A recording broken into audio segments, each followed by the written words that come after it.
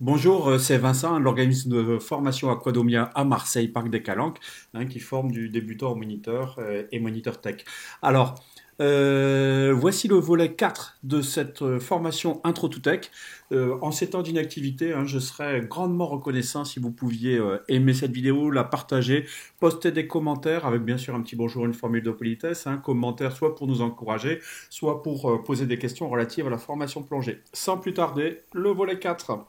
Apprendre à plonger dans le parc national des Calanques. Devenir moniteur de plongée. Changer de vie, devenir pro de la plongée loisir. Se former sur les épaves de la Méditerranée. Découvrir la biologie sous-marine. Devenir plongeur, devenir plongeur, recycleur.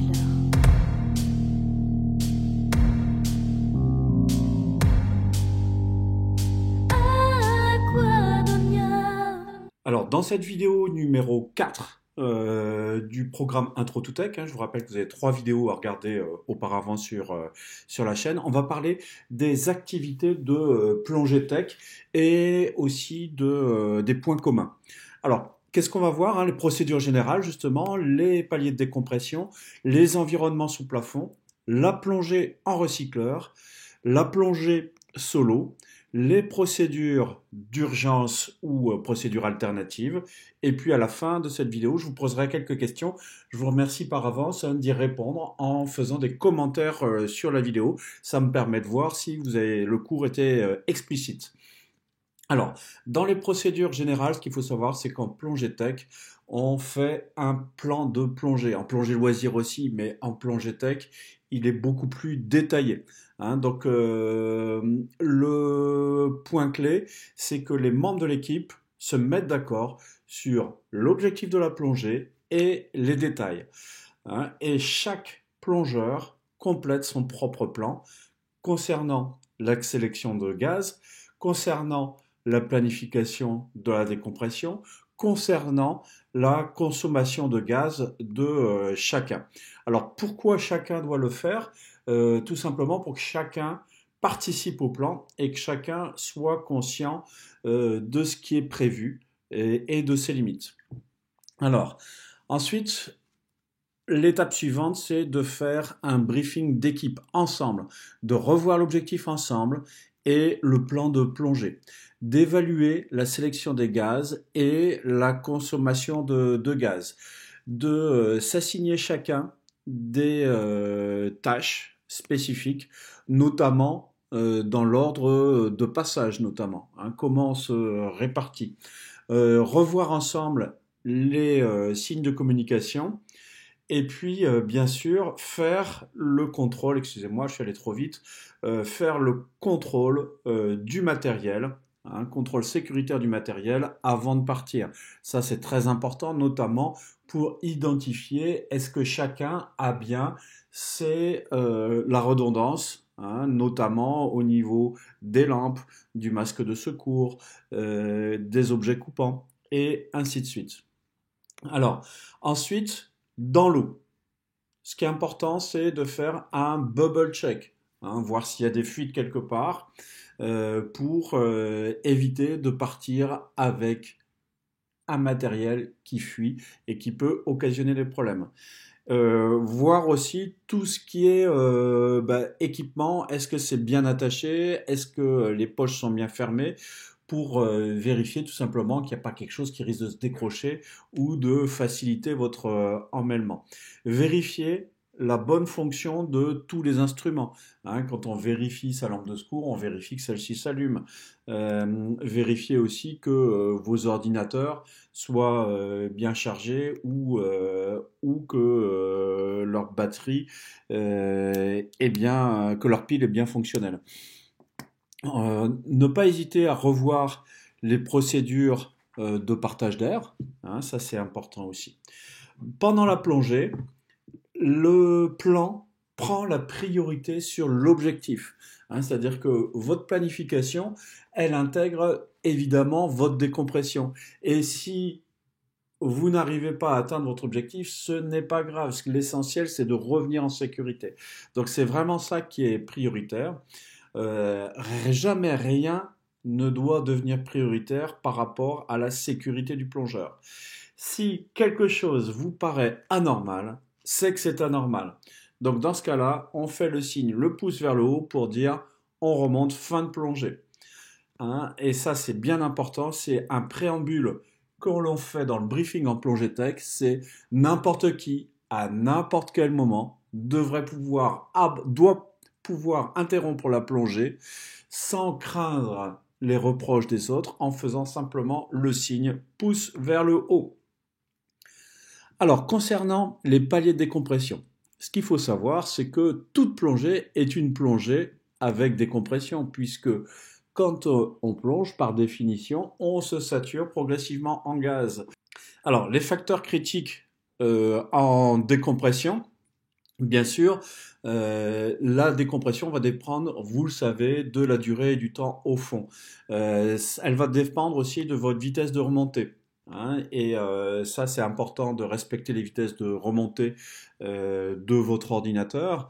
Hein, c'est vrai que, comme j'ai déjà dit dans d'autres vidéos, on est entre 9 et 12 mètres minutes généralement.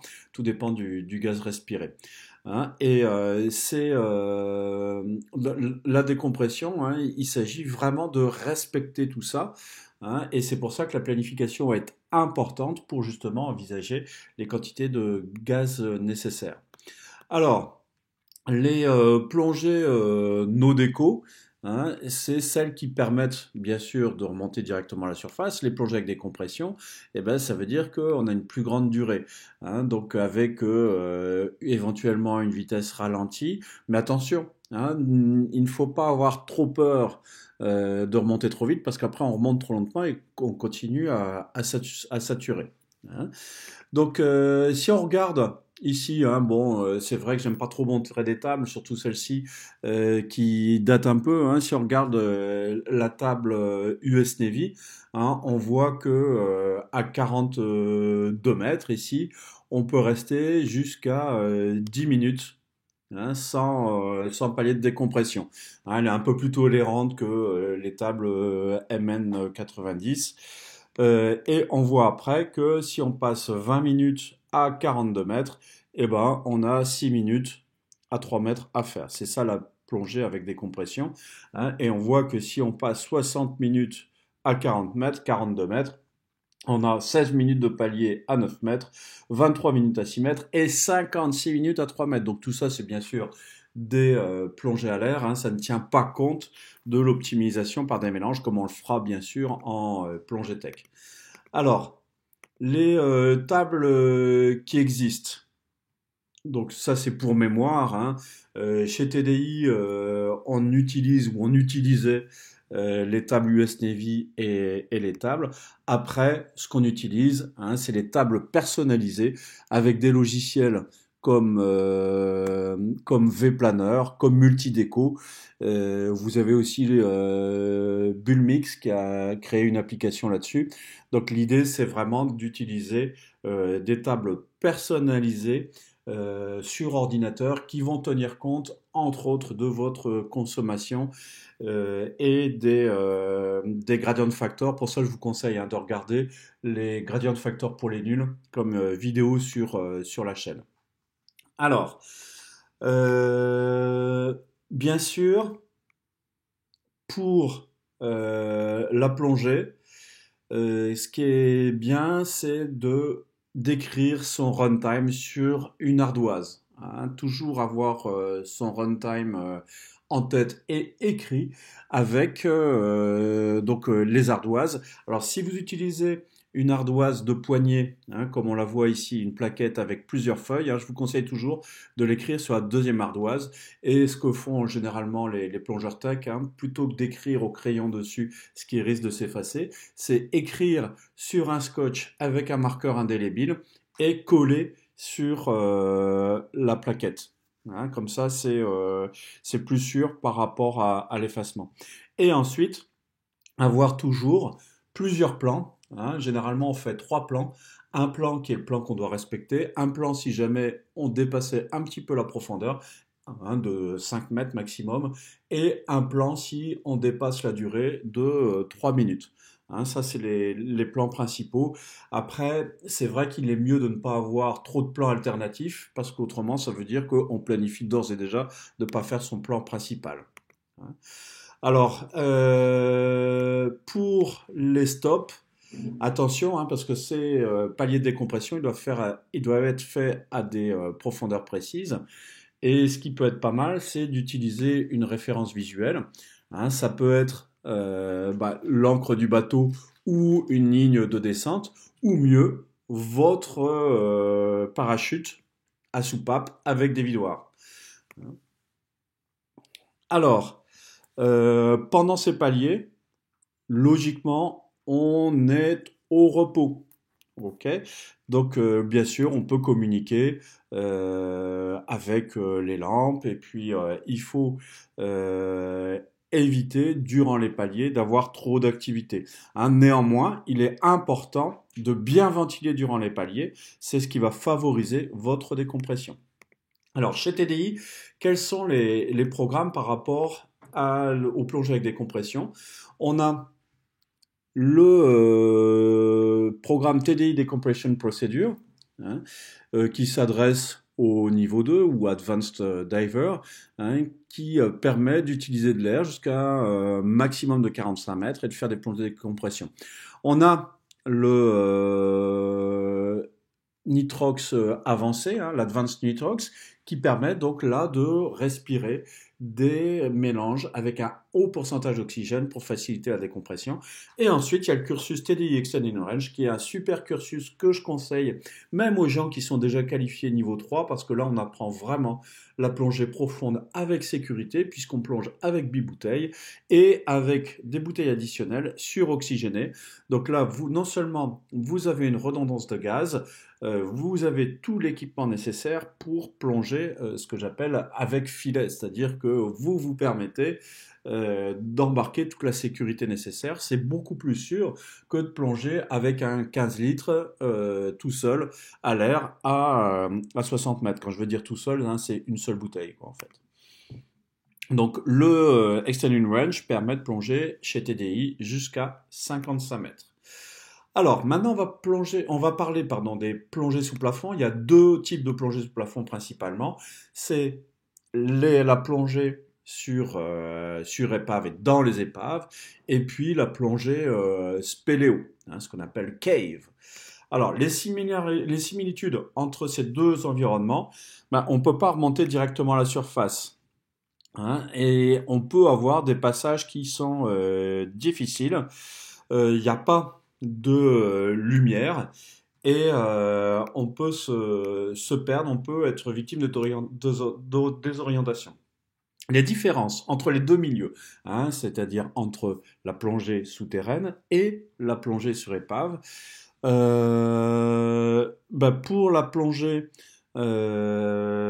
la plongée spéléo, les environnements, ils sont stables, ils vont pas changer.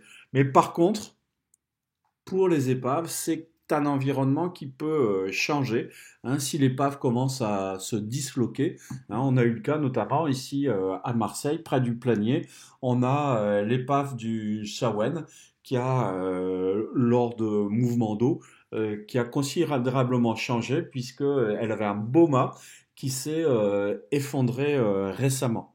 Donc ça, il faut faire attention parce qu'en épave, on peut avoir ce type de choses. Donc, on a un risque d'emmêlement ou de blocage qui est plus fort sur les sites d'épave. Ensuite, ce qui peut se produire, c'est que sur les épaves, on peut avoir des filets qui s'accrochent, qui viennent renforcer la difficulté. Et puis, on a bien sûr les câbles de l'épave en elle-même qui peuvent être en cause. Alors, si jamais un emmêlement arrivait, ce qui est important, quelle que soit la configuration spéléo ou épave, il faut tout de suite s'arrêter.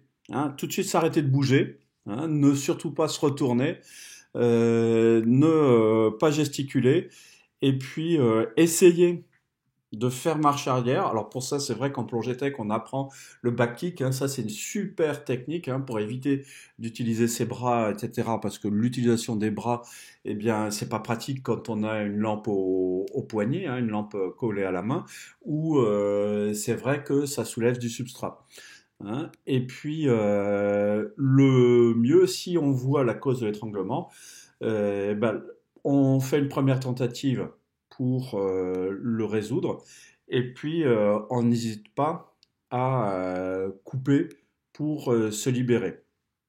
Et puis, des fois, ça peut nécessiter d'enlever son matériel, hein. Donc, attention à ça, hein, parce que c'est une manœuvre délicate.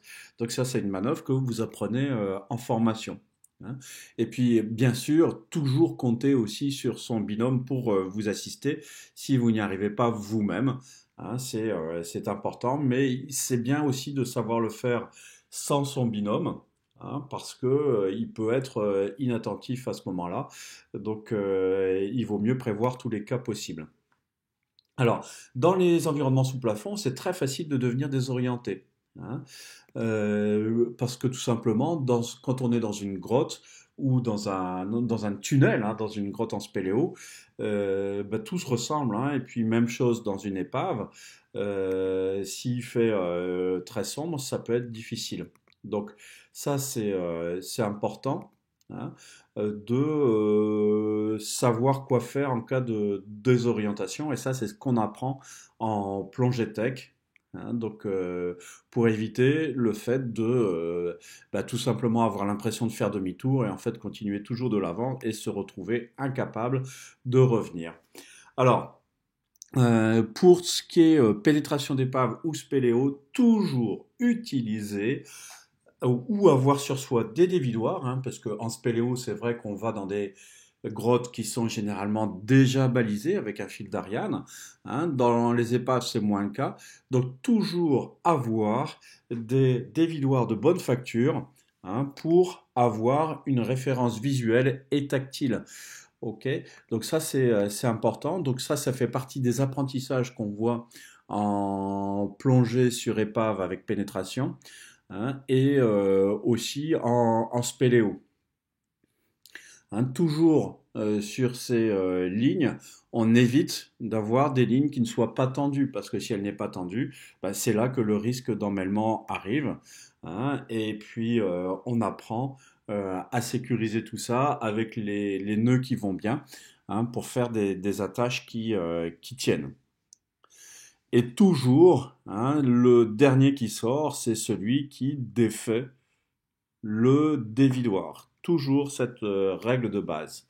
Alors sur les lampes, donc la plupart du temps, on porte la lampe, hein, c'est ce qu'il y a de plus pratique. On l'allume en partant, hein, et on l'éteint une fois sorti uniquement, et on la porte sur le haut de la main gauche, hein. Ça peut être aussi de la main droite, hein, peu importe, mais généralement c'est plus sur la main gauche.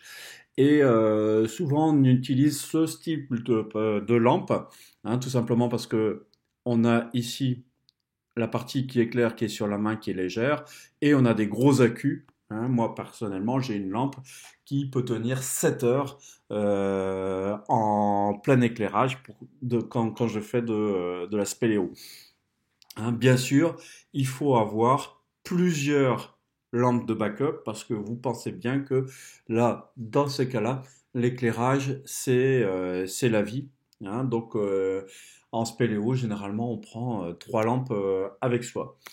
Alors,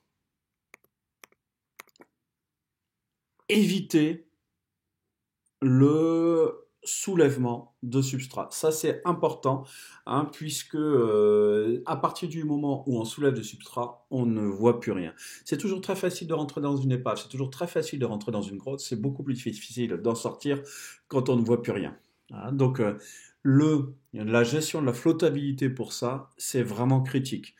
Et apprendre les techniques de palmage qui vont bien, c'est fondamental, hein. Je vous ai déjà parlé du frog kick, on a le back kick aussi, on a le palmage en ciseaux modifié, différentes techniques, hein, que l'on voit lors de votre formation Intro to Tech. Et alors, si j'ai parlé du limon hein, dans les grottes, il faut parler aussi de la rouille dans les épaves, puisque ce qui peut se passer aussi, c'est que avec les bulles générées par notre respiration, on peut avoir un frottement par les bulles sur les parois du navire, hein, enfin le plafond qu'on a au-dessus de soi, qui fait retomber la rouille. Hein, ça, j'ai déjà vu ça en plongée sur épave. Et là, vous avez une pluie brune, marron, qui s'effondre et qui vous coupe de toute vision, quoi, en fait.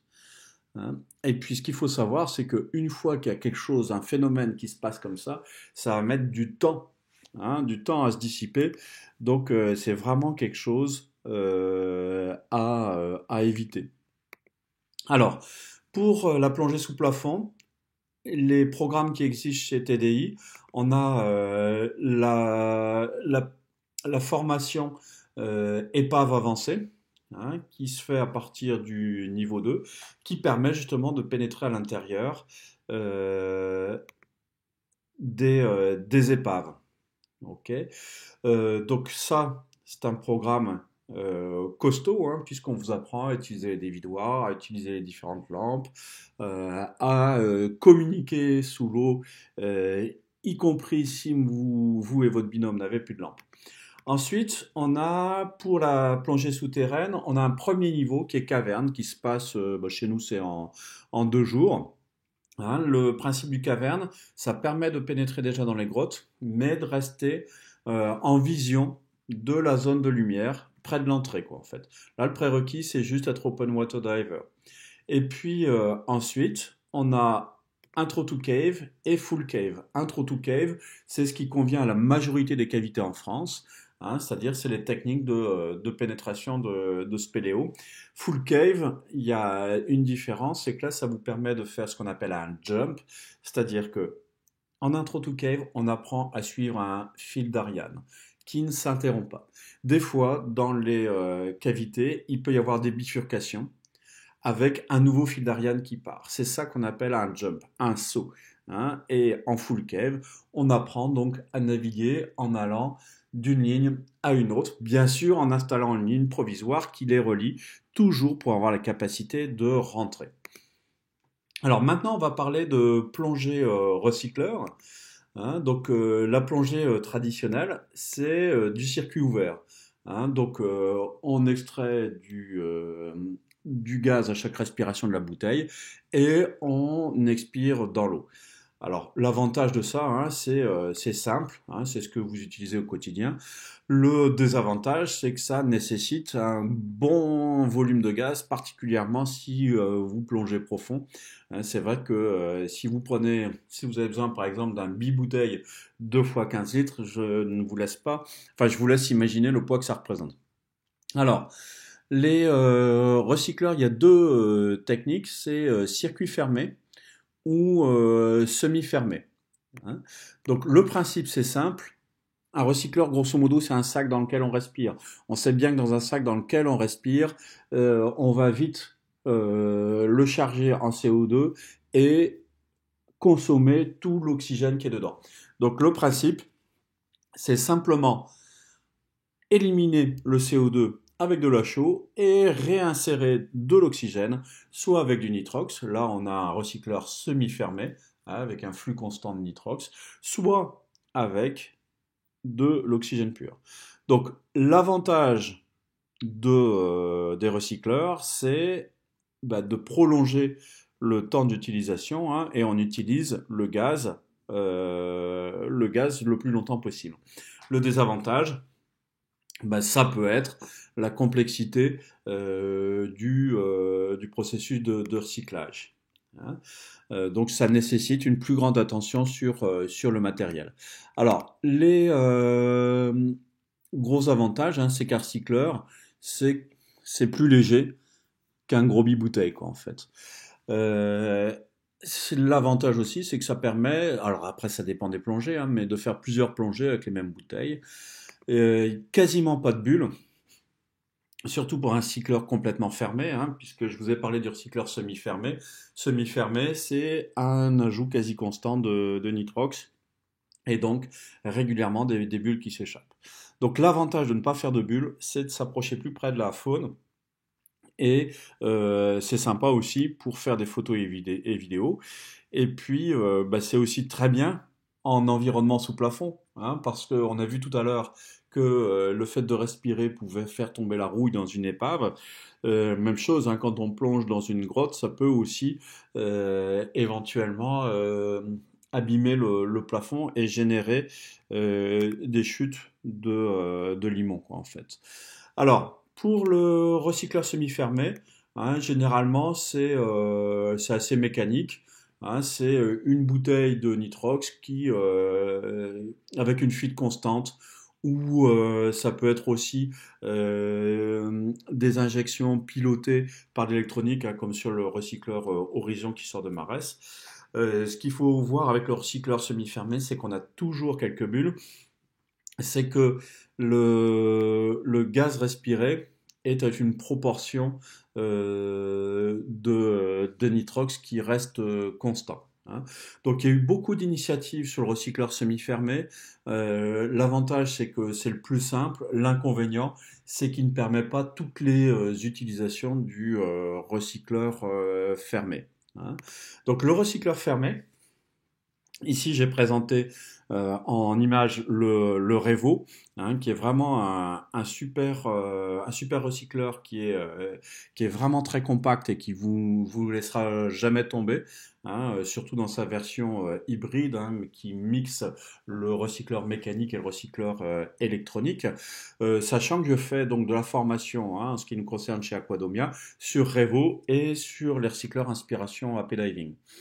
Alors, comment ça fonctionne? Vous avez une vidéo spécifique, hein, un cours complet d'une heure sur le recycleur qui est en ligne. Donc je vous invite à la regarder, hein, sur la chaîne ici.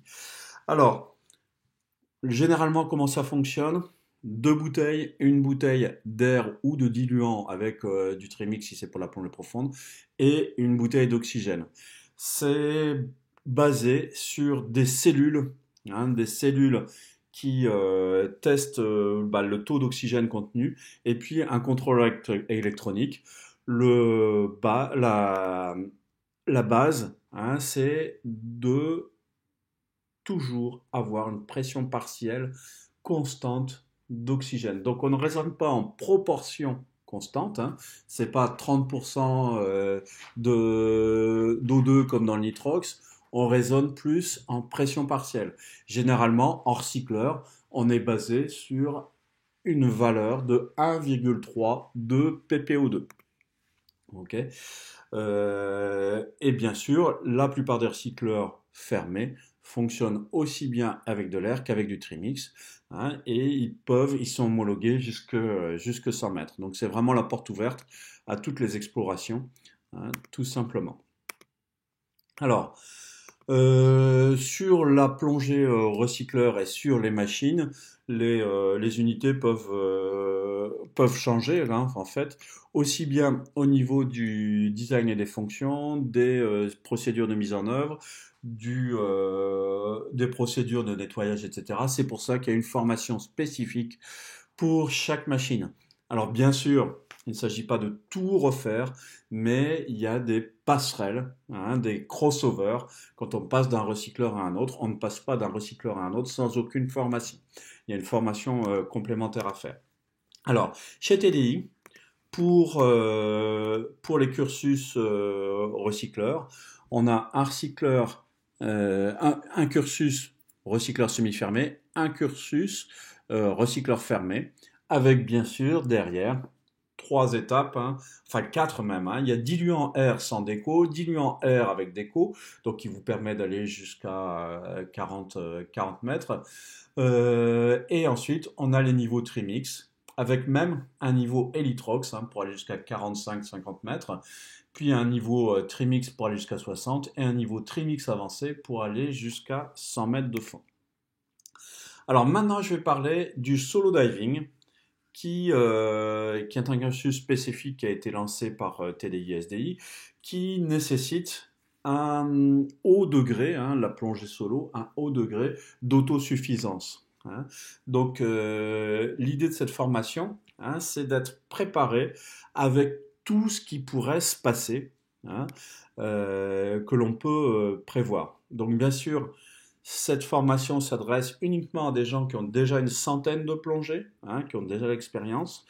Et pour cette formation, on voit bien sûr l'équipement spécifique, on voit les compétences à développer, et puis aussi la mentalité qui va bien avec.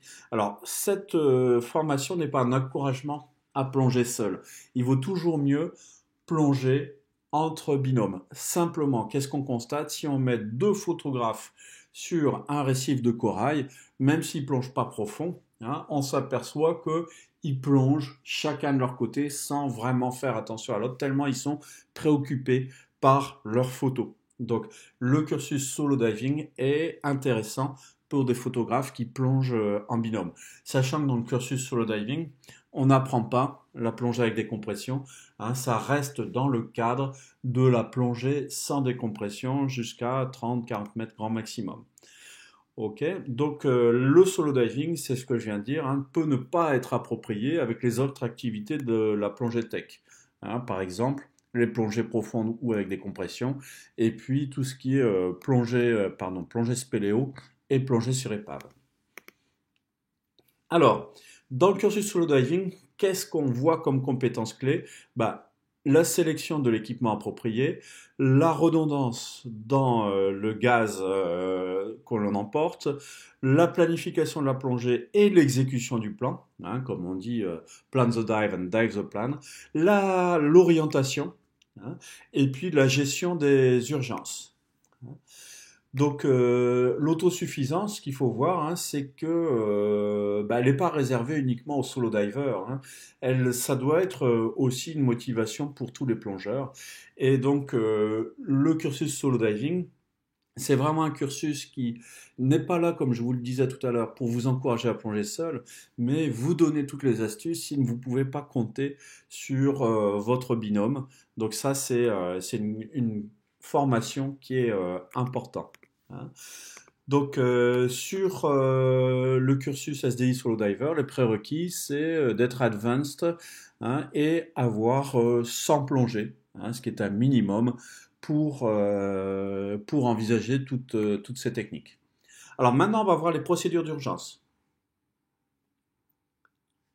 Tôt ou tard, il va vous arriver quelque chose qui va pas bien se passer. Ça peut être un dysfonctionnement de l'équipement, ça peut être une erreur de votre part, hein. La plus grande erreur qu'on puisse avoir, c'est gagner une trop grande confiance en soi. Et donc après, ça devient la routine. Et on fait des vérifications qu'on fait par automatisme et on ne détecte pas quelque chose qui pourrait aller. Hein. Donc, la plupart du temps, quand on a un problème matériel, c'est généralement parce qu'on a une lacune sur sa maintenance ou sur sa vérification. Donc l'idée, c'est dans les procédures d'urgence de se préparer au problème. Hein, et donc d'imaginer qu'est-ce qui pourrait aller mal. Hein, et puis de voir quelle réponse unique on peut donner à tel ou tel type de problème. Hein, l'idée, c'est de réduire vraiment l'arbre de décision. C'est tel problème, telle réaction. Hein, pas avoir à réfléchir, un peu comme en secourisme. Hein. Et puis, l'idée, c'est de pratiquer les procédures d'urgence, c'est ce qu'on fera durant vos formations, hein, jusqu'à ce que ça devienne instinctif et que ça ne génère pas de stress, ce fameux stress qui est générateur d'accidents, puisque le stress non maîtrisé emmène jusqu'à la panique. Hein. Et puis, toujours, hein, c'est l'utilité du briefing pré-plongée, imaginer, visualiser comment on doit résoudre une situation donnée. L'idée dans les procédures d'urgence, c'est rester simple. Hein, rester simple, de manière à être capable de réagir sans délai avec la réponse appropriée. Aussi, toujours capitaliser son attention sur un problème à la fois. Si la première réponse à un problème ne va pas, ça devient un autre problème et qui va nécessiter une autre réponse. Alors les problèmes à considérer, par exemple une perte de masque ou un masque qui va être abîmé. Ça peut être un problème de détendeur. Ça peut être l'emmêlement. Ça peut être l'excès de profondeur par rapport à ce qui était planifié ou l'excès de temps. Ça peut être un problème de lampe. Ça peut être un problème de stabilisation avec le gilet stabilisateur qui va déconner. Ça peut être la perte de gaz et ça peut être l'impossibilité à retrouver son chemin ou la perte de visibilité. Alors voilà, maintenant cette formation 4 sur 7 de l'intro to tech se termine. Quelques petites questions. Alors, je vais quand même au préalable parler de quelque chose. C'est que je n'ai pas abordé ici le principe du sign mount, le sign mount qui fait partie aussi des cursus tech de TDI, tout simplement parce que le sign mount, c'est une façon de porter son matériel. Le sign mount, c'est le portage latéral, et bien sûr, on peut l'appliquer dans les différentes activités, tout simplement. Alors, quelques petites questions. Quelles sont les différentes activités que vous avez identifiées dans cette vidéo sur la plongée tech? Donnez 3 points à respecter dans les procédures d'urgence et j'en aurai terminé pour ces questions. Pour ces questions, je vous invite à réagir en commentaire sur cette vidéo et je vous donne rendez-vous à bientôt pour la 5e vidéo de la série de 7 vidéos sur le cursus Intro to Tech. Merci de votre attention. Alors, j'espère que vous avez apprécié cette vidéo. Comme je disais en introduction, s'il vous plaît, n'hésitez pas à poster un pouce pour aimer. Si vous n'aimez pas, je vous rembourse. Et puis, s'il vous plaît, des commentaires, soit pour nous encourager en ces temps d'inactivité ou pour poser des questions sur la formation plongée. Et n'hésitez pas à répondre aux questions que je vous ai posées dans la vidéo.